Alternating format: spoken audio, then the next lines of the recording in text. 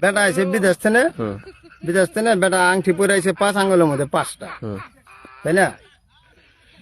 তে বাজারে যা মাছের দাম জিগাইতেছে, ভাই এই বাঘা কত, ওই বাঘা কত, ওই বাঘা কত, ওই বাঘা কত, এই বাঘা কত।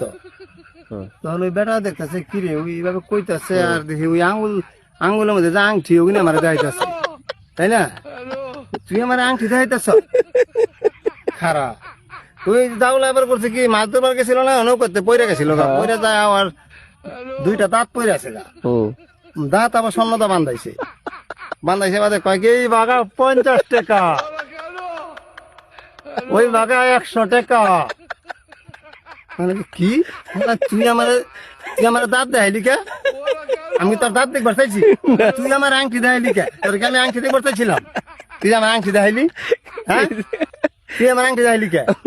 হ্যাঁ, দুজনে লাগছে ঝগড়া, ঝগড়া লাগছে বোধ বাজারের মধ্যে আসিল একটা চুলালা রং বাস, আজকা কাম হয়েছে আর মারছি, আজকা আমি তো চুলার জারি করে দেখা পারি না, আজকা দেখা দাম, তাই না? আরো খারা আয় আমি বিচার করুম কি হয়েছে এটা কয় এই কাহিনী।